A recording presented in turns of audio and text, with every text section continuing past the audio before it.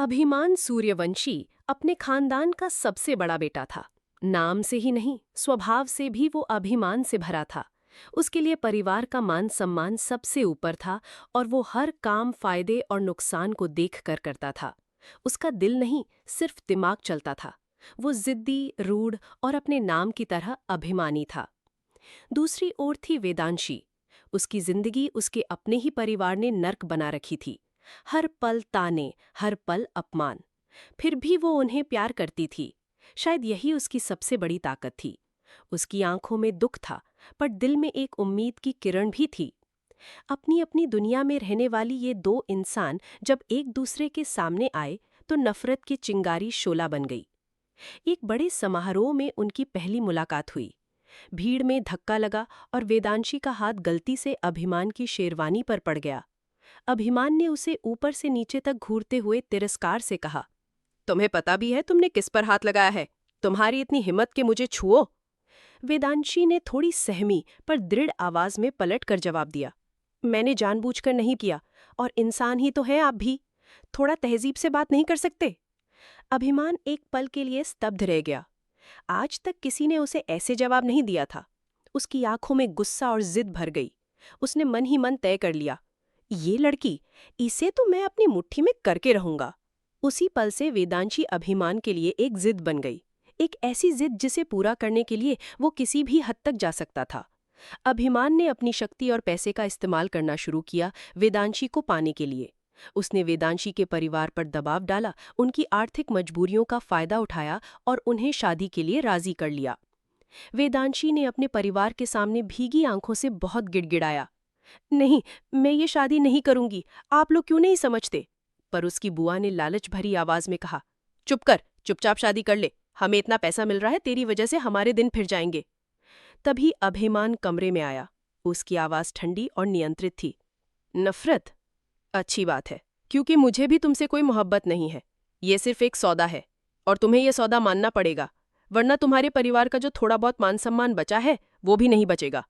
वेदांशी बेबस थी और अपनी जिद और नफरत को पूरा करने के लिए अभिमान ने वेदांशी से जबरदस्ती शादी कर ली। मंडप में बैठी वेदांशी की आंखें सूजी हुई थी। उसकी आत्मा चीख रही थी, पर उसके होंठ खामोश थे। उसे नहीं पता था कि ये तो बस शुरुआत थी एक ऐसे नर्क की जिसका उसने कभी अंदाजा भी नहीं लगाया था। शादी की रस्में चल ही रही थीं, तभी अचानक मंडप में एक औरत की आवाज गूंजी, अभिमान जी, आप यहाँ क्या कर रहे हैं? और ये सब क्या है? वेदांशी चौंक कर उस आवाज की ओर देखी। अभिमान भी मुड़ा और उसने बेपरवाही से कहा, तुम्हें यहाँ आने की क्या जरूरत थी राधिका? राधिका की आंखों में आंसू थे, पर आवाज में आरोप था। क्या जरूरत थी? मैं आपकी पत्नी हूं अभिमान जी, और आप यहाँ दूसरी शादी कर रहे हैं। पत्नी? ये क्या कह रही है? उसने हकला कर पूछा। अभिमान ने ठंडी नजरों से वेदांशी को देखा। उसके चेहरे पर कोई पछतावा नहीं था। उसने वेदांशी से ठंडी आवाज में कहा, सुना तुमने? ये मेरी पहली पत्नी है, राधिका सूर्यवंशी, और तुम अब मेरी दूसरी पत्नी हो, मेरी सौदे की दुल्हन। सौदे की दुल्हन? ये शब्द वेदांशी के कानों में हथौड़े की तरह बजे। एक नर्क से निकलकर वो दूसरे नर्क में आ गिरी थी। जिस आदमी से वो नफरत करती थी, उसी की दूसरी पत्नी बनकर उसे जिंदगी बितानी पड़ रही थी। अभिमान के महलों से बड़ी हवेली में अब दो पत्नियां थीं। एक राधिका, जो अपनी शादी बचाने के लिए तड़प रही थी, और दूसरी वेदांशी, जो अपनी पहचान और सम्मान के लिए जूझ रही थी। अभिमान अपनी जिद में इतना अंधा हो चुका था कि उसे न वेदांशी का दर्द दिखता था, न राधिका की बेबसी। उसका एक ही लक्ष्य था, अपनी शर्तों पर जीना और सबको झुकाना।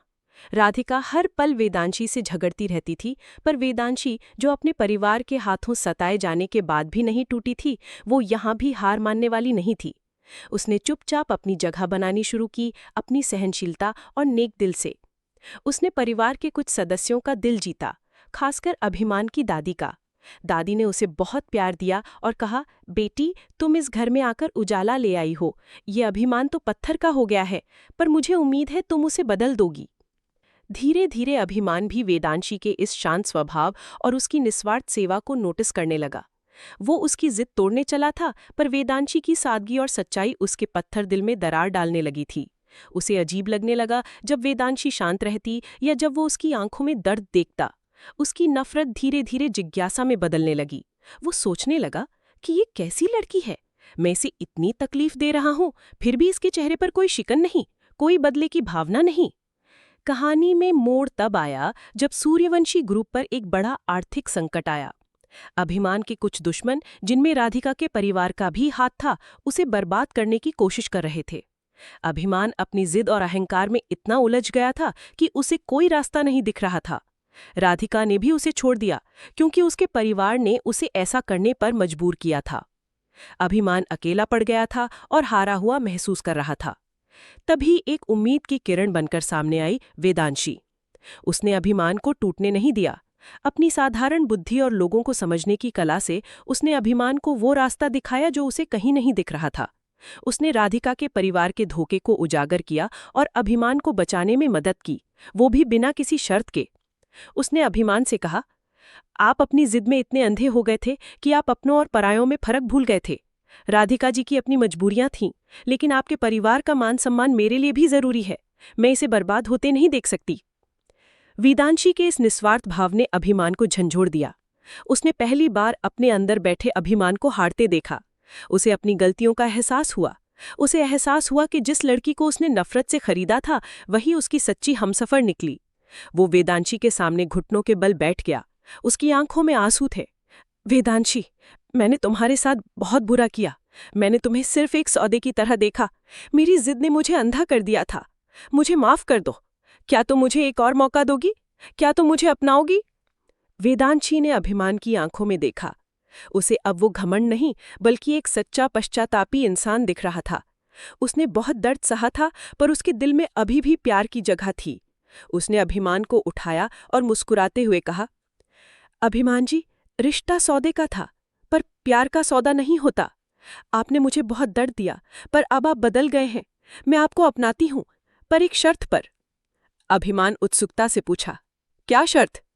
वेदांशी ने कहा, अब से न कोई जिद होगी, न कोई नफरत, सिर्फ प्यार और विश्वास और मेरा सम्मान। अभिमान ने तुरंत वादा किया। और इस तरह अभिमान और वेदांशी ने एक नई शुरुआत की। राधिका ने भी अपनी गलतियों को समझा और अभिमान से माफी मांगी। उनका रिश्ता भले ही पति पत्नी का ना रहा हो, पर वे एक दूसरे के अच्छे दोस्त बन गए। वेदांशी ने न सिर्फ एक नर्क से निकलकर दूसरा नर्क नहीं पाया, बल्कि उसने उस दूसरे नर्क को ही स्वर्ग में बदल दिया।